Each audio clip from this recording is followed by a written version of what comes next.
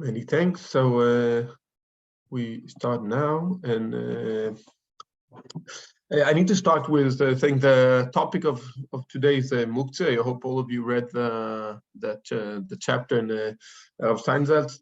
Now, the word Muktze became much bigger than ever before, and many people can make mistakes understanding it. So we will try. I will try today to come to a clear definition of what it is. But I can tell you that it came to a situation where I heard my children started explaining things that are not allowed on Shabbat, saying this is Muktze. Why you can't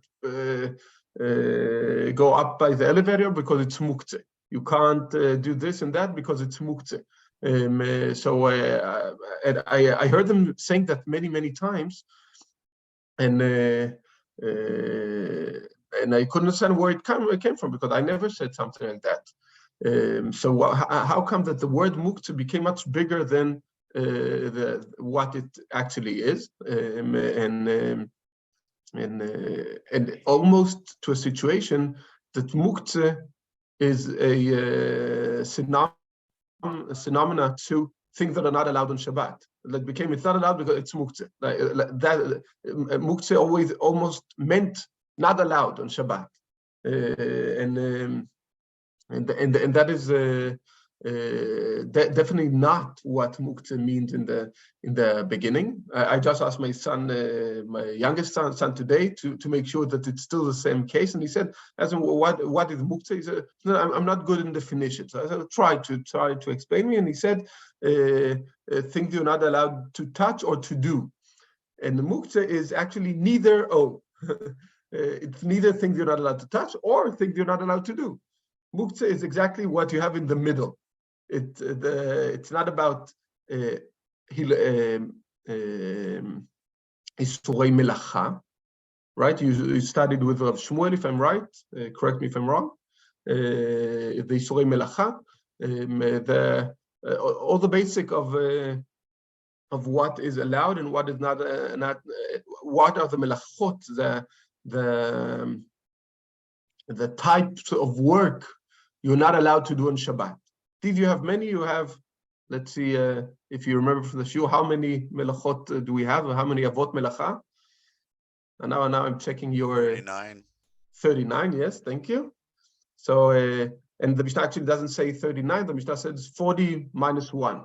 But of course, we do lamed tet avot melacha. This is the way we say it today. And these things are not. So these are things you're not allowed to do. Muktze is a weird concept that comes to it is so weird that the rabbis actually have discussions about what exactly it is, and if it's allowed or not allowed, and like it's unclear both the source. There is this speculation what is the source of a Muktze, and I'll try to give you the broader picture.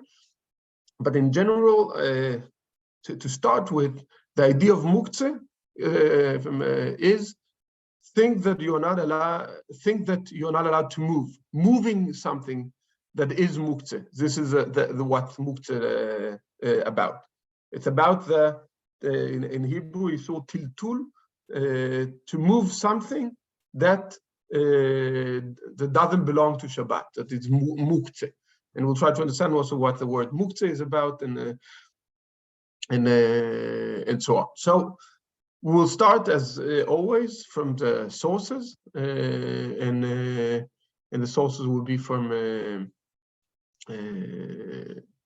We start from the Torah. The Torah doesn't have anything.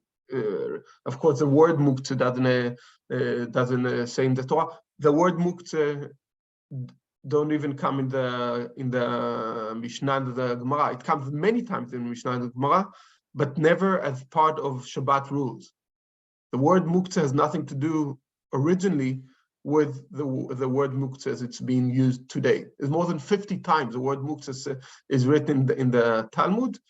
Only twice it's connected to Shabbat, but it's the two times that it's connected to Shabbat it's as name of a place, not as a something you do or something. It's a name of a place where things are. The only 2 times out of more than 50 that the word Muktze is mentioned in the Talmud. So we'll start to see the process and continue from there. And of course, ask questions on the way and stop me if things are not clear. So so you can touch these things but not move them, right? Yes, but it's better not to touch them at all. So only touching the let's say the TV won't be forbidden, but moving it will be forbidden. Now you don't need to touch them, so it's better not to touch them at all. But we'll see that at some cases it's actually important, the question of touching, because we have also solution to how you can move something you want to be moved when it's relevant, it's important. Many times I remember in my family situation where we were stuck. I want to go to the practice at the end. So but situation where we were stuck with something that needed to be moved because we needed the place, or we had some problems, issues. For example, forgetting to turn something that happened many times to my children, forgetting to turn off the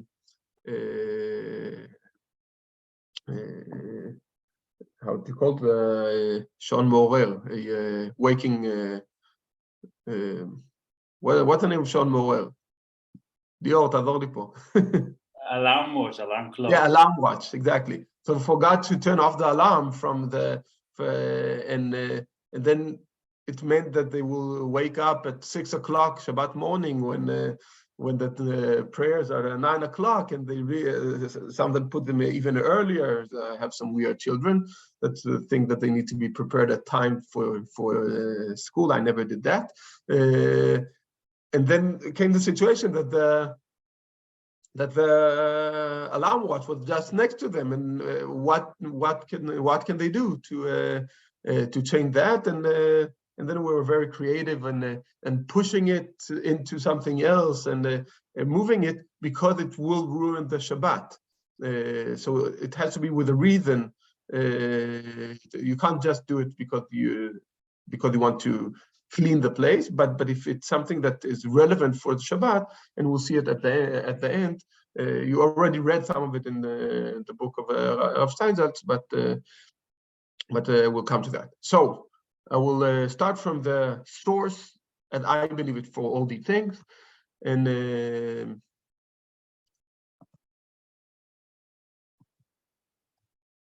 here you can all see. Now, the source of almost all of Shabbat rules, when we talk about the melachot and such,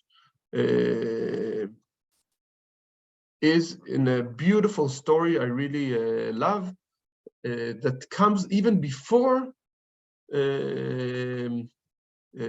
Matan Torah, before the Israelites get the 10 Commandments, and before Har Sinai. The Shabbat comes before that, in a story that some of you remember of Parashat Haman. You all heard of the manna, right? The mystical bread that the Israelites got from Hashem under during the going in the desert. And the story tells, and I read it. The rule was, this is what Hashem has commanded. Each household shall gather as much as it requires to eat, an omer to a person, for as many of you as there are. Each household shall fetch according to those in its tent. So this is the basic of the regular days, that they were supposed to take manna only enough for what they ate, not anything more than that. So they did that. the Israelites did so. So some gathering much, some little, everyone according to how much they ate. It wasn't a basic, it's according to how big they were, have a big appetite or small appetite.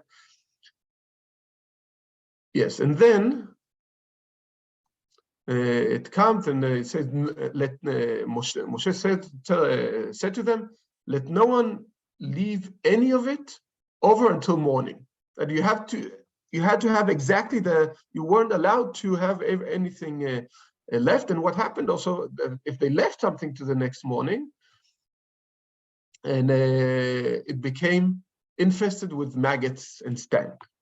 And Moshe was angry with them. There were a few that didn't do that. They didn't believe, will we have manna tomorrow? So they left some to make sure that they have something. And no, they have to trust God. But then comes suddenly a weird day, and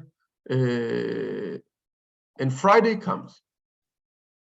On the sixth day, they gathered double the amount of food, 2 omers for each.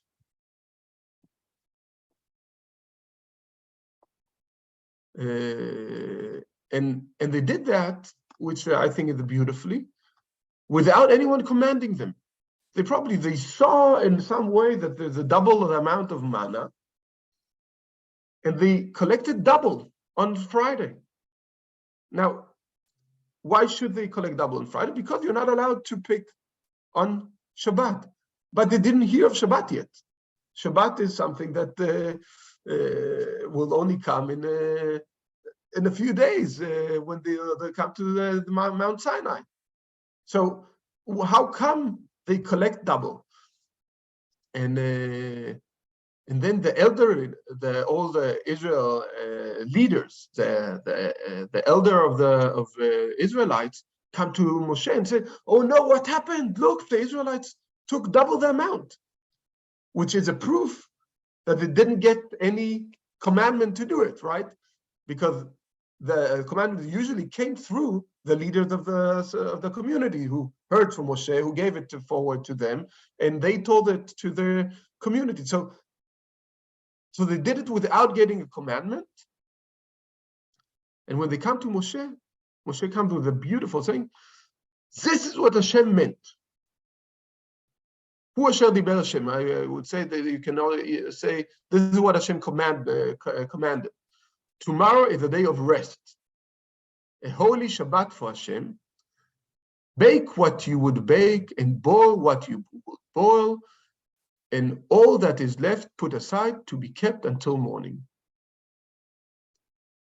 The word in Hebrew is vehechinu et asher yaviu. They should prepare the things that they brought.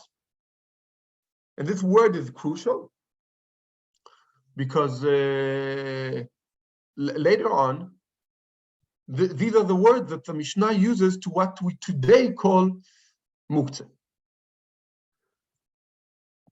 Okay? Vehechinu et asher yaviu. So we can see here a beautiful rule that comes from within, that the Israelites felt Shabbat is coming and took double and understood in some mystical way something that God wanted them to understand without any commandment.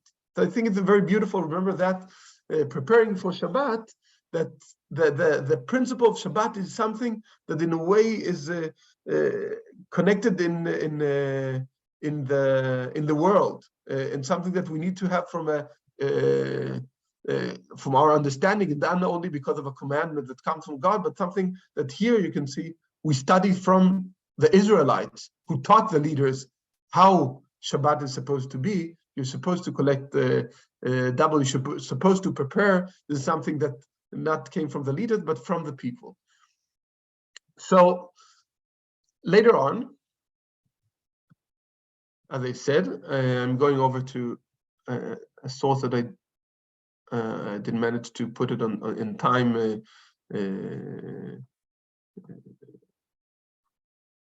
on the page. So I'll share the source for you from the Mishnah, and I'm just taking one example. So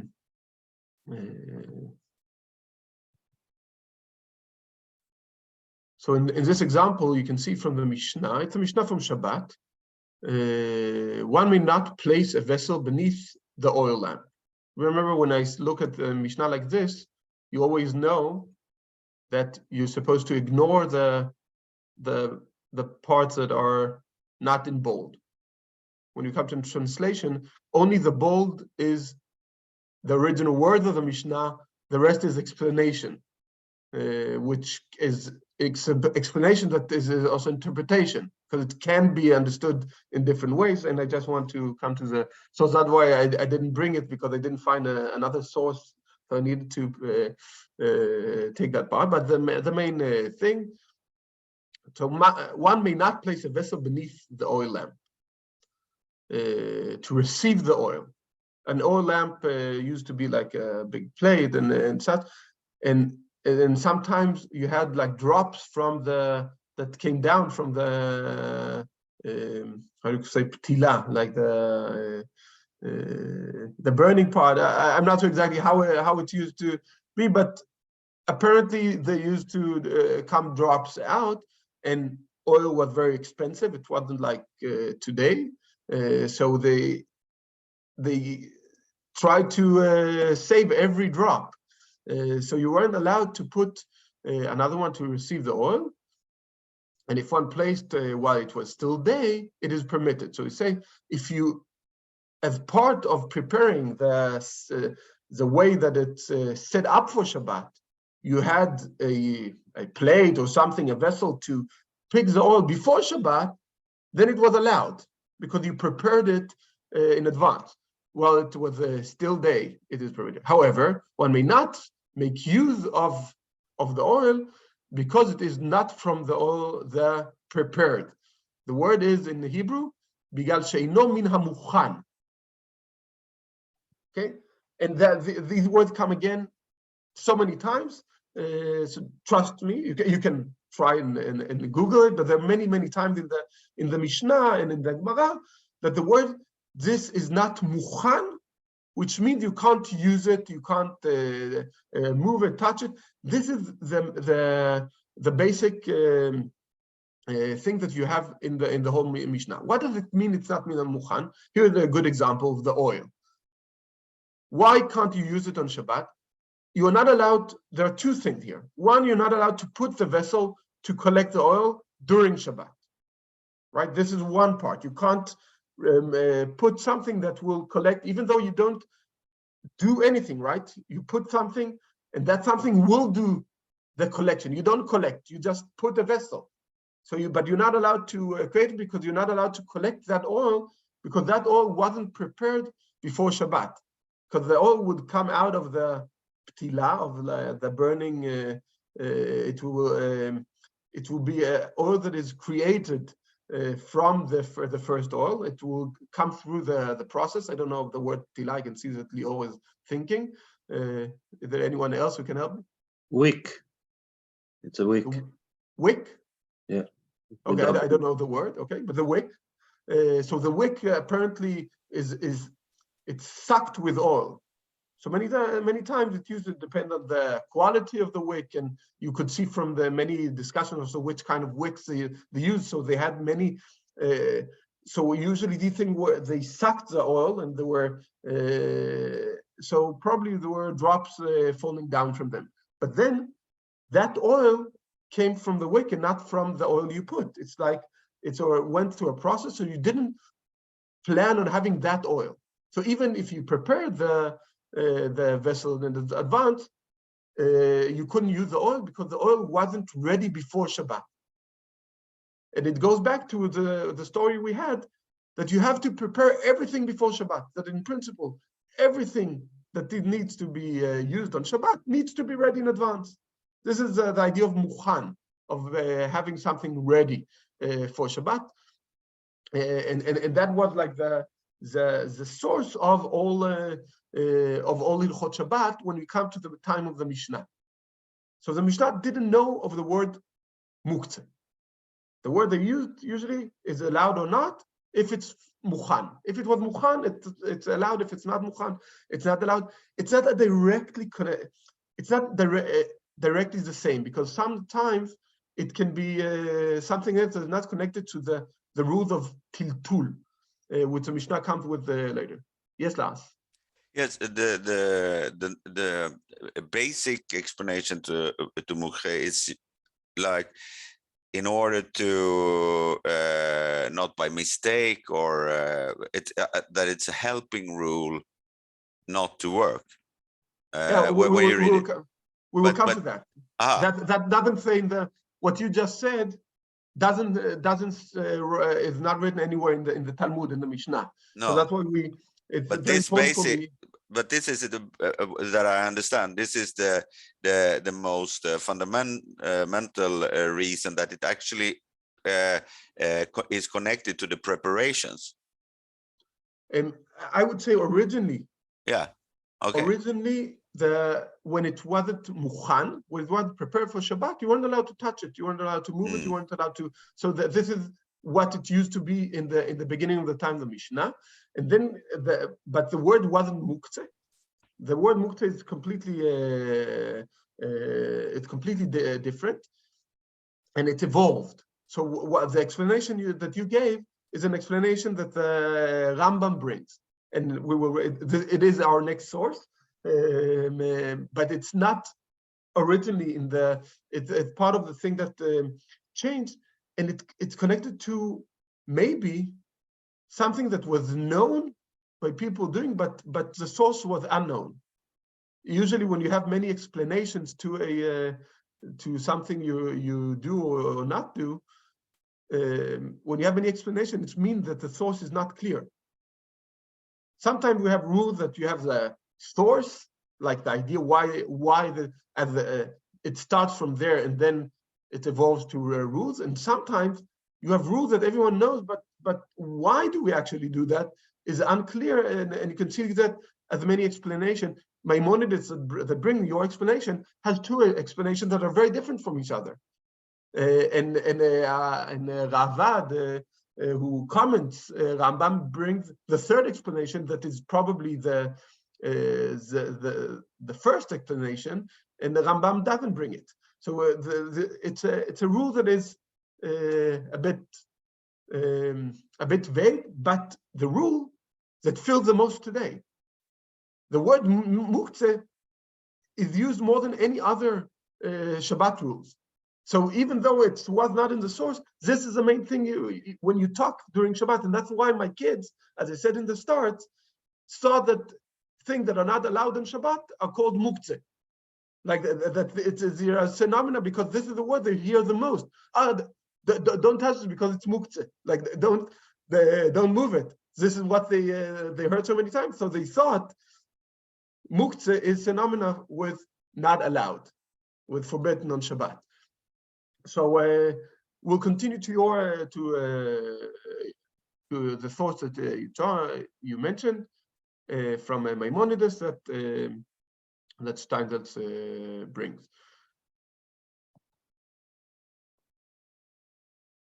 Can you help me here when we come to Mishneh Torah? Before, is there anyone want to remind us who's Maimonides?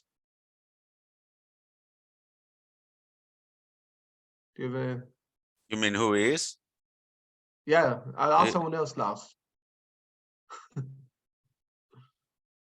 Yes? But be careful because I might ask you directly, so it's better if you come forward without me putting you in the spotlight. Yeah? Well, it's one of the greatest Jewish philosophers. Rambam Maimonides was living in Spain, writing a lot of philosophy. I don't remember if he was a doctor originally or. Yes. Lived in Spain only in his childhood. And yes, went to Egypt. We talk about at that time. You remember more or less.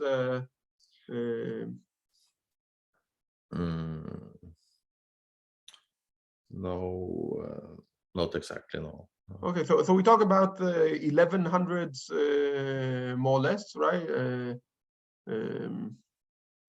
Yeah, more or less. I don't remember the exact years. There are probably people who are better to. I'm bad with the with remembering dates, but more or less 1100, maybe a bit later. If you remember, he was, according to some opinion, he was the doctor of Salah ad-Din, the one who conquered Jerusalem. So it can place him. Also, it gives a picture. Anyways, Rambam is considered the greatest rabbi of all times. They used to say about him, Mi Moshe ad Moshe lo kam ki Moshe. From Moses to Moses, there was no one like Moses. So he really is one of the main people who formed Judaism in the way that we understand it today, both philosophically and halachically. So the book of Mishneh Torah, it's not his philosophy book, it's halachic book, which was his main. He used more time on halakha than on philosophy. So here I'll bring from Mishneh Torah. May I say something? Yes. Oh, good. I was right. 1100, and it was 1138. Thank you, Lars. Yes, I'd like to add that he was also kind of a doctor. He created a way of eating, what to eat, and how to eat it. Yeah, he didn't create it. He reflected what was the knowledge at that time. Today we call it Refuat Rambam and things like that. You have many Kabbalah people who go to that aspect of Rambam, but he didn't create these things. He collected. He studied medicine, and the medicine in his time was more a bit more natural medicine, I would say, because modern medicine didn't exist in the same way as today. But it's not his. That's a very classic mistake that people say that it's his medicine. He gathered the information and studied, but he didn't. He wasn't a doctor that was like a researched the thing. It's amazing. Yeah. How much to eat, like in the morning and in yes, the yes. He explained exactly what you need to do, and you can follow his rules. And but there are many. It's very popular today. I just came from Morocco, and they many tried to. We were in a family vacation in Morocco, and they all tried to sell us the cream of a Rambam. This is the cream we should use on everything, and it solves all problems that exist on the skin. It solved all of them. I'm not sure the Rambam really knew that this is the way they will use his writing, but there's a different question. Good, but let's go back to Muktze. And Rambam in Mishneh Torah writes this. Is there anyone who wants to read? Then I can rest my voice a bit. I can read. Yes. The sages forbade the carrying of certain objects on the Shabbat in the same manner as one carries during the week. Why was this prohibition instituted? In this and in the following halakha, the Rambam sets the conceptual basis for the prohibitions described as Muktze. Yeah, you can see this is the comment, but that came in, but it's not the word of the Rambam. I need to delete it by mistake. Okay, I'll continue. The particular laws that result from these principles are described in the following two chapters. Our sages said, if the prophets warned that the manner in which a person walks on the Shabbat should not resemble the manner in which he walks during the week, and similarly, one's conversation on the Shabbat should not resemble one's conversation during the week, as it is written, refraining from speaking about mundane matters. Surely the manner in which one carries on the Shabbat should not resemble the manner in which one carries during the week. In this manner, no one will regard the Shabbat as an ordinary weekday and lift up and repair articles, carrying them from room to room, or from house to house, or set aside stones and the like. These restrictions are necessary, for since the person is idle and sitting at home, it is likely that he will seek something with which to occupy himself. Thus, he will not have ceased activity and will have negated the motivating principle for the Torah's commandment. Thus will rest. Yeah. Okay, so this is the first explanation. This is not the explanation that you gave about the melacha, that he might use it or something like that. This is a completely spiritual explanation. Now, we are in Ashkenaz, so those of you who say Kiddush on Shabbat, don't say these words that the Fardi does, but in the Fardi Kiddush, anyone knows how it starts, the Fardi Kiddush on Shabbat morning? Okay, I will help you. Im tashiv mishabat raglecha, asot chavtzecha biyom kodshi. If you go away from the Shabbat to do the thing you want to do in the holy day, which means that in general, the Shabbat, the rabbis learn from that, the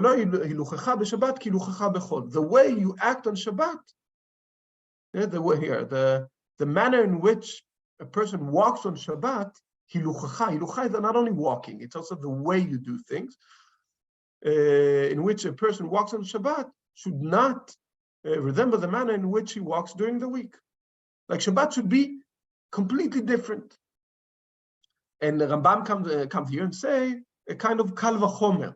Kal vachomer is if you're not even allowed to walk the same way on Shabbat as you do on every day, then of course you can't carry on Shabbat the same way you carry in every day. So this is a kind of kal vachomer. This one doesn't come in the sources in the Talmud. In the Talmud, you can't see this connection of carrying because of the way of Shabbat, but this is something that Maimonides comes, and it's something that is also, again, almost, it can also be very dangerous, right? Because you can use that on everything. You can almost forbid anything on Shabbat because Shabbat should be different than every day. I remember I had a huge discussion with my father about my brother my brother was in the judo national team in Israel. So he was really it was very good and strong, and they won medals and all of these things. And he could have became a professional. And as you know, judo in Israel is very big. This is what brought Israel the most Olympic medals. So this is a great things to be professional at.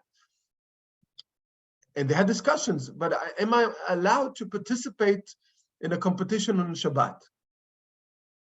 And my father started to explain why you can't do it because of the either because of the judges or because of the way because they wrote the results, or the electric, the pointing, many different aspects why they're not allowed. And I came and discussed with my father and said, but you're not allowed to do it because it's not Shabbosdik. It's not.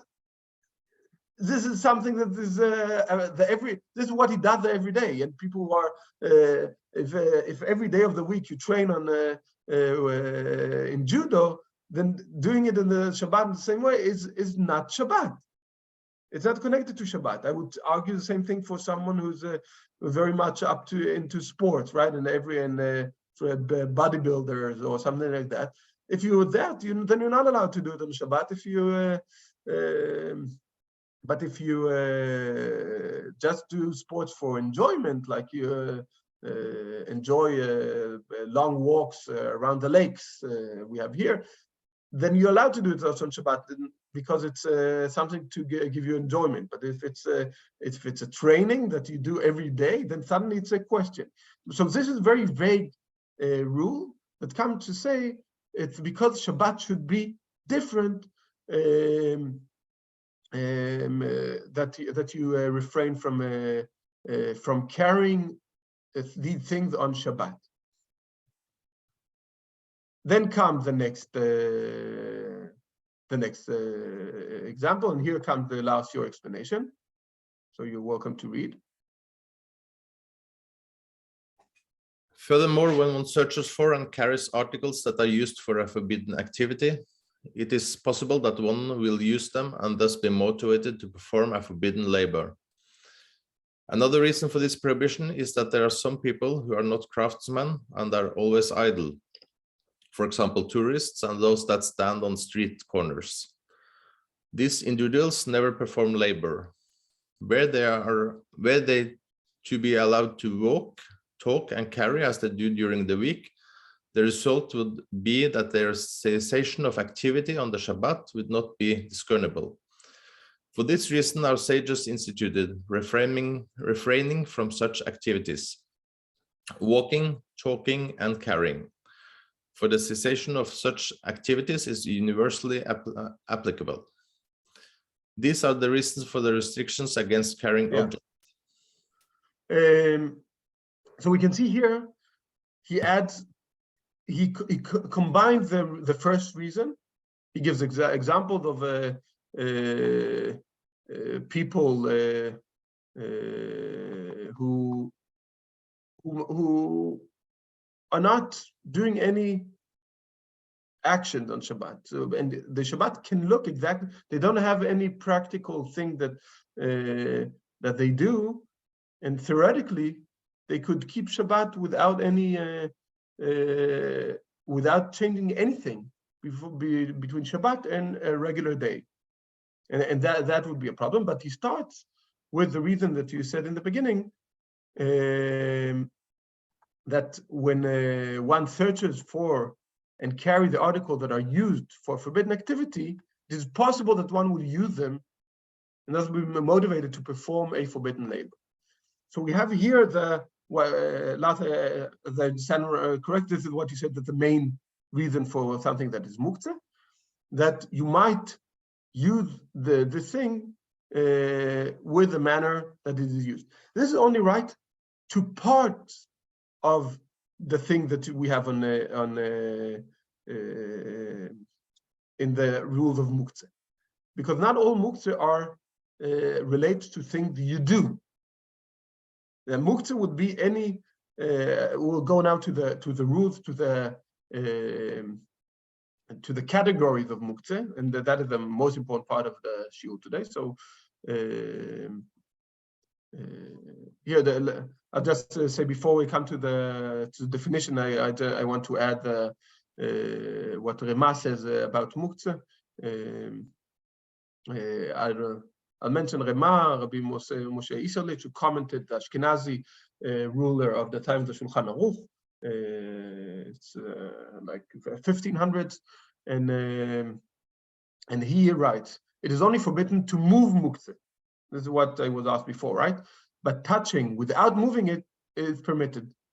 Therefore, it is permitted to touch the candle holders in shul on which candles are placed, or the portable stove with fire within, and is permitted to remove a non-Muktze item placed on top of Muktze. That's also part of it. It is also permitted to move a Muktze through blowing, as it's only moving the Muktze ki le'achar yad, backhandly, and is therefore not called moving. So we can see here we start, and this is very relevant to the practical conclusion that we should finish with today, that Muktze can be moved, but not, because sometimes you need to solve practical problems, like forgetting a pencil on the dining table. What do? It's forbidden to move it. It's what we call klishe melachto leisur, which we will look at. So it's forbidden to move it, but you need the table, you need to dine. And then suddenly here, you're allowed what they call kileachar yad, maybe by blowing on it. There are things that won't be, a pencil maybe will move by blowing, but other things might not. And then comes other solution, for example, moving it by your body, but not in the way you move things. Because again, the original thing that was forbidden is using it, not moving it, right? The use is the thing that is forbidden from the Torah, not moving. So here, moving it in a way that is not the regular way of moving it will also solve the problem that Rambam said before, right? That you shouldn't move the same way you move things on regular days. So if you move it in a different way, that what we call beshinui. If you do it beshinui in a different way, then it won't be considered moving. So now we'll go to the categories that are very important. You saw some of them in the book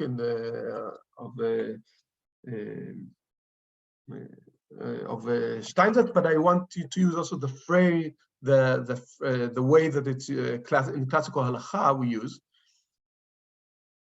So you have like the four basic categories of Muktze.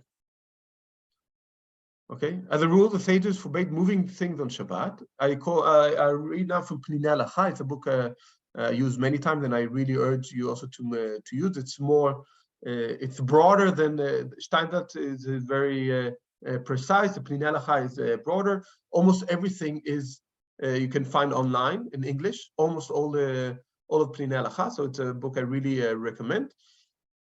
It's a bit higher level, so it's a bit less explanatory, a bit harder to understand. But as long when you start understanding more easily the halachic language, it's also easier to understand, and then it's a really great book written by Rav Eliezer Melamed. He's still alive, so no century to remember.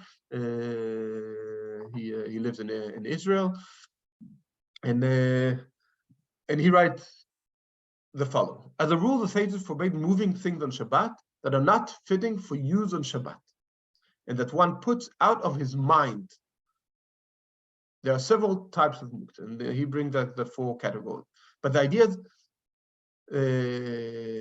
they're not fitting for use on Shabbat, and that one puts out of his mind. Like it wasn't part, if I started from the Mukhan, I didn't think of before Shabbat that I'm going to use this thing on Shabbat.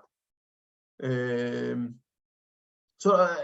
I will give an example through the four types of, because it means something that has a regular use, but you can use other ways, might be allowed. So it's not the thing that is not allowed. But it's because it wasn't part of your Shabbat when Shabbat started. When Shabbat came in, it wasn't part of the Shabbat, and then it's not part. So which kind of wear? We have Muktze mechamat gufo. Inherently Muktze. It's something that is Muktze for what it is. So in the explanations, items that are not fitting for any use on Shabbat. They're not something that is usable. It's like things that you use to build things. Rocks, trees, sand, animals. Now, we don't talk about an animal you have at home, but an animal that just comes by. And inedible food. That is also a whole category of itself. I read as part of preparing the shiur, a very long discussion about, are you allowed to move? There was a discussion about if your freezer stops working on Shabbat. Are you allowed to move the frozen food from the freezer to another freezer? Is it muktze or not? It's frozen. It's clear that you didn't want to use it on Shabbat. And that was the. So that's what I'm just saying. This feels like discussions of 20, 30 pages. Only the question of, are you allowed to move frozen food on Shabbat or not? And the answer is, of course,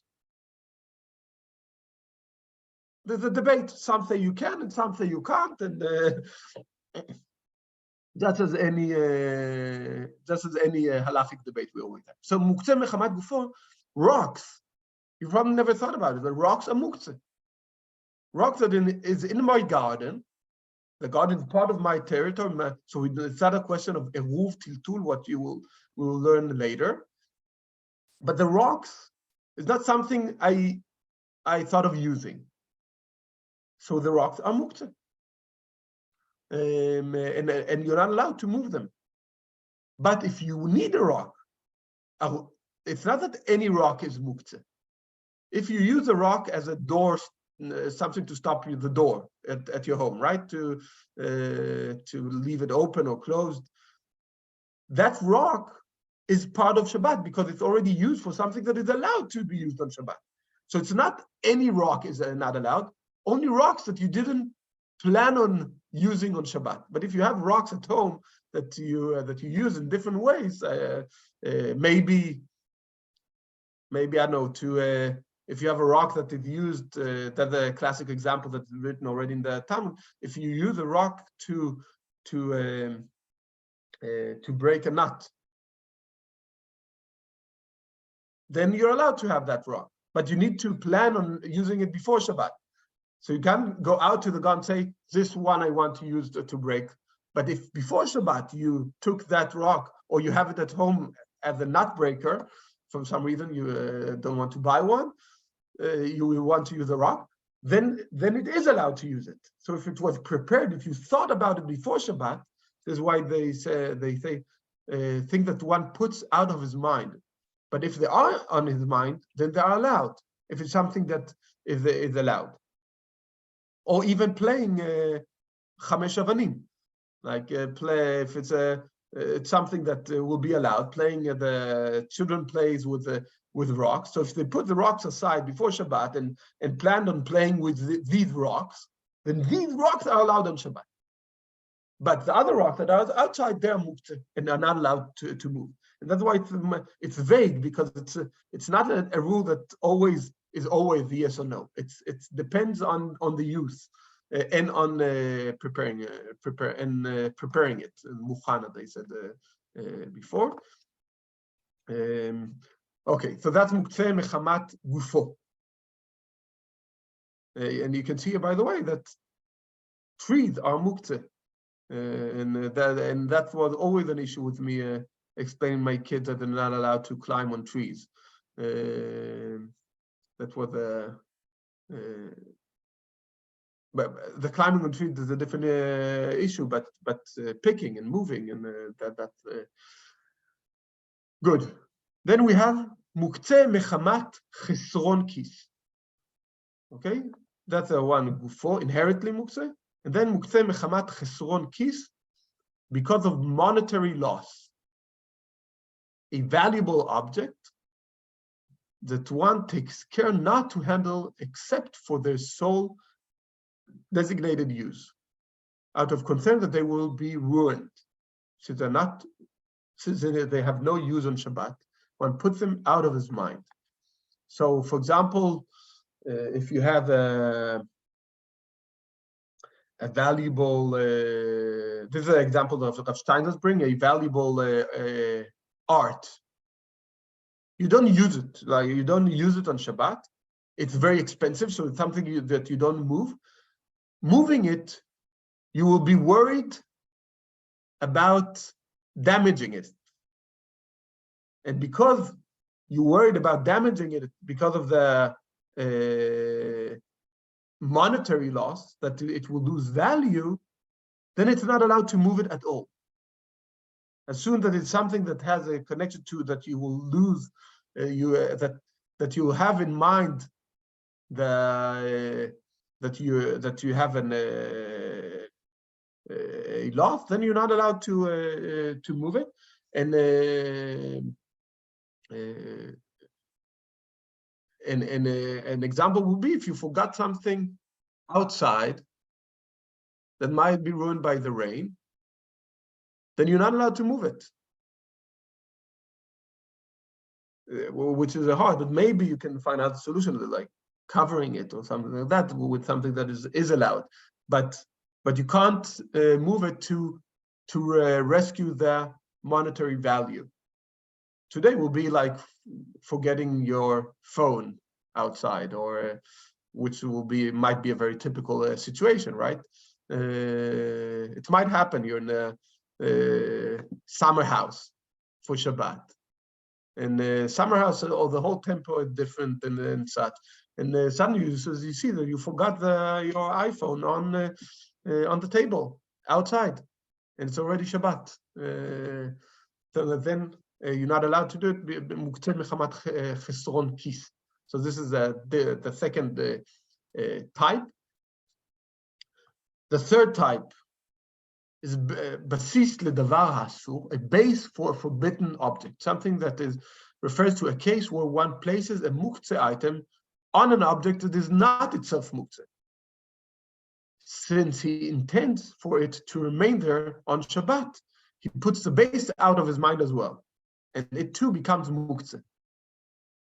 So something that, even though, let's say a book, I put a book, and on the book I put something else. The book that, I put my phone on the book.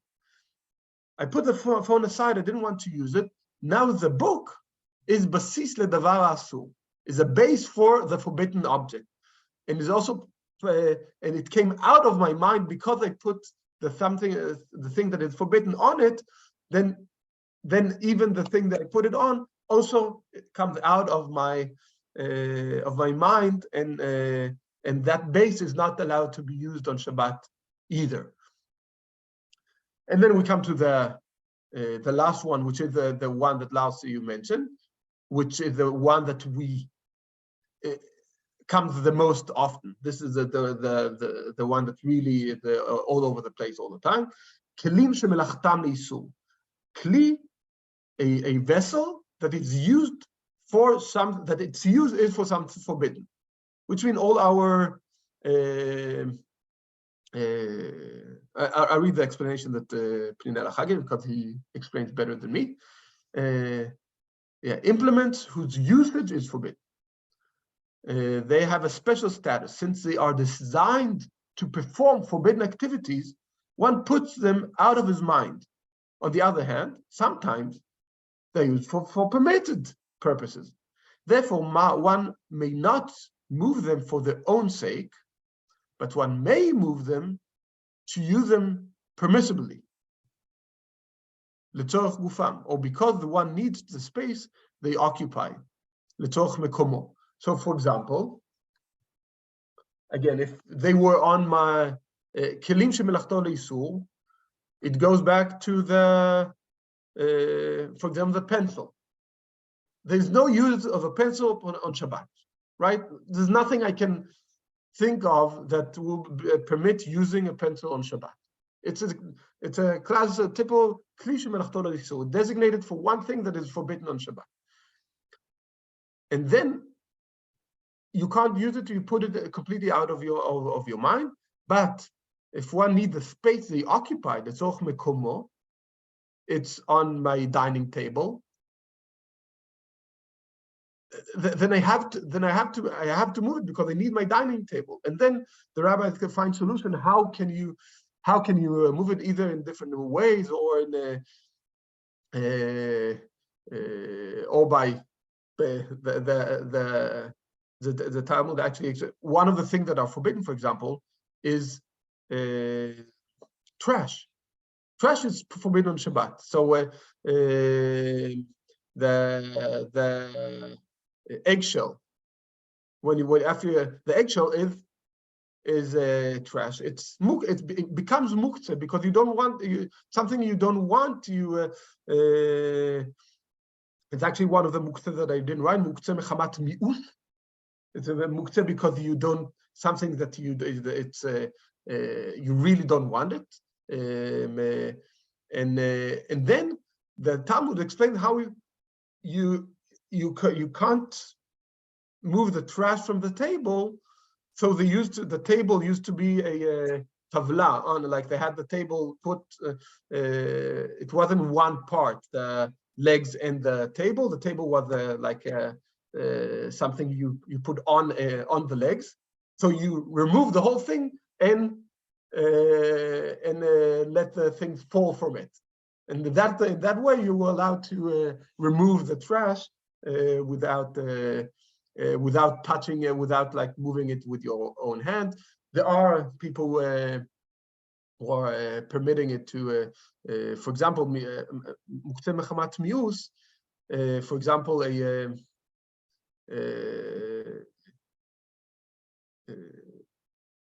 a diaper, a used diaper. Those of you who had babies or going to have babies, they can stink. Now, it is Muktze in principle. You're not allowed to move it, but because it will ruin the Shabbat atmosphere with a smell, then you're allowed to move it aside. You're even allowed to do directly with your hands, because it will the mi'us in Shabbat will ruin your Shabbat atmosphere. Then that was allowed. How could they allow such thing? It's exactly because Muktze is this vague thing. What exactly is allowed or not allowed? That's why they were able, the rabbis, to be a bit more flexible in allowing things that will ruin the Shabbat, will change the Shabbat atmosphere. So you can go back. We already passed the time, so I'll finish now. Go back to Steinsaltz, read the things, see the way that you are allowed to move, and the thing that you're not allowed. And remember the unique things of Muktze and how different it is. In the source, as the Rambam says, I think it's very crucial here. It's the idea that Shabbat should be different, and using these things will ruin the different how Shabbat is special and unique. Yes, Lars? Yeah, it seems like in order to even think about all these exceptions, or if there's an unpleasant thing that could ruin the spirit of the Shabbat or not, it should be maybe, at least I think so, effective to kind of cover things that could be in question. To cover, like if you're in a hotel, for example, to cover the television, or to take it away from your so you don't have to think about it. Yeah, there was a tradition in some places to do that, to cover the thing. There's no need of doing that. It can create a nice atmosphere, like covering the TV with a nice cloth. It will be, but you don't need to go around and cover everything. No, not need. But if it's a risk of having a debate with yourself, if it's allowed or not, or if it maybe there is some kind of one of these ways to move it in a special way, then that becomes a kind of. I can say in a way, Lars, the thing that I promised I will talk about and I didn't come to is that the word Muktze was connected to originally to a place for ktziot, to the place where they put fruits that needed to dry. That was called Muktze, and we actually have the word ktziot to these dried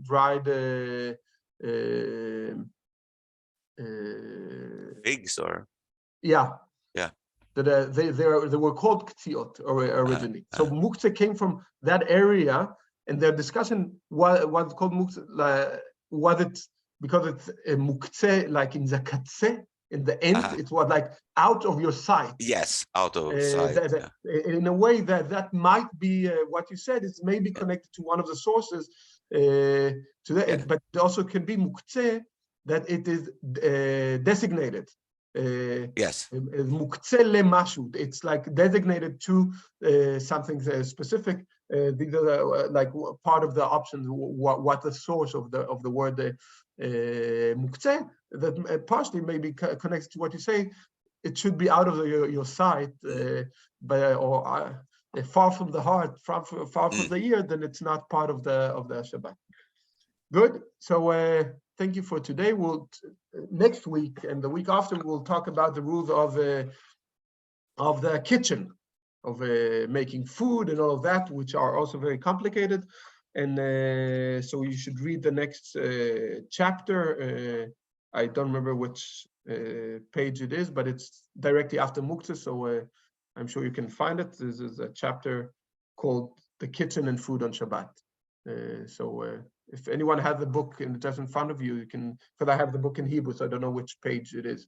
Is any one of you who has a book in front of him? So you can say which page it is. Is it the food preparation? Yes.